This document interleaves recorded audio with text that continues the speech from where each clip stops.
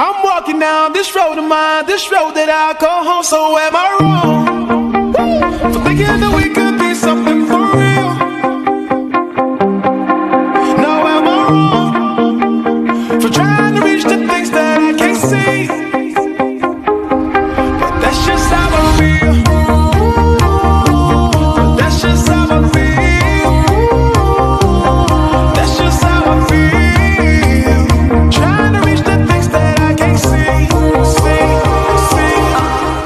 Hello mga mi! Parini nga kayo at samahan nyo muna kami. Mga bandang alas 7 nga ng umaga, ito't nagbiyahe na kami. Sakay na kami ng jeep, ang aga-aga pa lang, sobrang init na. Family day nga pala ng Murata at dito nga nila napili sa J Castle. Bali nga pa 2 beses na namin pumunta dito. Grabe sa dami ng tao. Puti nga pala napili ko na isuot namin mag-ana dahil ang init nga ng panahon. Kapag nakaputi ka medyo mababawasan ng init dahil nagre-reflect ito palabas. Ito nga at nagpunta na itong asawa ko sa registration. Habang kami nga ni Luan ay nandini sa gilid at nag-aantay sa kanya. Natanaw-tanaw nga ako dyan sa labas at baka makakita ako ng kachikahan. Sa mga hindi nga nakakaalam ay dito nga rin pala ako sa Murata nagtatrabaho dati. Ang saya ko nga nung ako'y makapasok diyan. Dahil nga kabalitaan na ang Murata ay napaka-generous sa mga employee. Love na love nila kanilang mga employee. At ang pinakatumatak sa akin na experience ko dito sa Murata ay noong nag-pandemic. Habang karamihan sa mga company ay nagpa-no work, ang Murata ay no work pero may sahod pa rin. At napakalaking tulong nga nito. At nang dumating nga si Luan sa amin, dito na pumasok yung nag-decide kami. Kung sino ang mas malaking sahod ay siya ang papasok. At ang isa nga ay may iwan at siya mag-aalaga. Ito nga at nakita namin itong kanyang ninang Maymay. Di ari nga at nagkamustahan kami ng kaunti. At talaga namang nakakamiss nga din ang taong ito. At nakita ko nga rin itong si Danny. Kasali ang mag-inang ito sa rampahan din kanina sa stay. Nakasama ko rin niya sa church dati, si Danny girl. Nag-aya bumili si Luan ng sorbetes. Paldong-paldo nga pala itong sorbetero dito ngayon. At talaga naman sobrang init. Sa 80 pesos nga ay hindi na nagre-reklamo ang mga tao dahil nga sobrang init. Malapatan lang nga ng malamig ay ayos lamang kahit 80 pesos. Grabe nga pala ang transformation ko. Nung wala pa akong anak ay hindi mo ako mapapabili ng garning ice cream. Ngayon basta gusto ng anak mo kahit anong mahal basta't kaya ay ibibili. Kaya nga palagi kong sinasabi dito sa aking asawa, lalo namin pag-igihan at pagbutihan sa buhay. Para nga sa future nitong aming anak.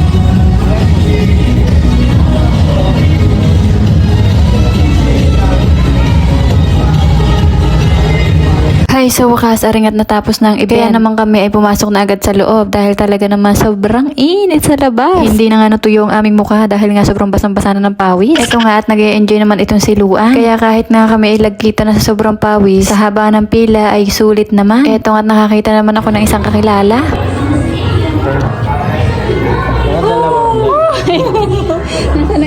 Kaunting kamustahan at istoryahan lamang at ito nga't naghiwalay na kami. Dahil nga may kanya-kanya kami pamilyang kasama. At ito nga pala ang loob ng J Castle kung makikita nyo mga iba't iba. Yung mga makikita nyo at may experience nyo dyan. Lugar na ito para kang nakasakay sa spaceship. Sunod nga ay dini sa napakadaming ilaw. At ito dito si Luan nag-enjoy dahil nga maliwanag. Sa mga oras nga ayan ay pagod na rin ako. Kapag siguro may mga 2 oras, 3 oras ka ditong pabalik-balik ay siguradong ubos na rin ang lakas mo. Pero ayos lang yan. Basta happy itong aming baby. Happy na rin kami. Minsan sa ating buhay darating talaga yung punto na makakapag-desisyon ka ng dudurog sa'yo. Pero ang kapalit naman ito ay mabibigyan ka ng peace of mind. Ang kailangan nga lang natin gawin ay magtiwala sa Lord na His plan is better than ours. Sa aking buhay, isang malaking desisyon sa akin ang hindi talaga magtrabaho at umasa sa sahod lang ng asawa ko. Pero napag-isip-isip ko nga, parehas lang kami naghihirap nitong asawa ko. Siya nagpapakahirap magtrabaho at ako naman dito sa aming bahay. Parehas lang kami napapagod at parehas lang din kami napupuyat. Pero siya may sahod, ako wala. Pero lahat naman ng sahod niya ibinibigay sa akin. Pinaghihirapan niya para sa amin din. Ang sakripisyo namin ay para sa aming anak, para sa binuo naming pamilya. At masasabi ko nga na ito ay worth it at napaka-fulfilling. Kaya palaging thank you Lord sa lahat ng biyaya mo sa aming buhay. Emotionally, physically, and financially. You are great. You are our provider. Masasabi ko nga na hindi lahat ng blessing ay tungkol sa material na bagay o tungkol sa maraming pera. Blessing din itong meron kang contentment, peace of mind, at grateful heart. As long as nasa maayos ang aking buong pamilya at lahat ng mahal ko sa buhay, ay wala na akong mahihiling pa. Eto nga at lumabas na kami sa castle. At naisipan nga sumakay din sa Pampalula. Naalala ko nga noong nakaraan sumakay din kami dito. At nag-enjoy naman si Luan. Kaya naman sumakay ulit kami. Sabi ko nga sa aking asawa, tara na umuwi. At talaga namang hindi na natuyo itong pawis sa aking mukha. Kaninang umaga pa ng mga oras nga yan ay kulimlim na. Kaya naman ako ay medyo nagdadalawang isip kung uuwi na baga kami or hindi. Pero itong si Luan ay gusto na nga umuwi din. Nakita nga ayan ng juice na blue at saka popcorn. Kaya naman nagpabili. Napakagastos talaga pag may bata na. Sige na kami uuwi na. Kung nakaabot ka nga sa dulong ito ay maraming salamat sa panonood. Pwede mo namang i-comment kung nasaan ka ngayon para malaman natin kung saan nakakarating ba itong ating mga video. Always remember that God is good all the time and all the time God is good. Thank you for watching. Bye!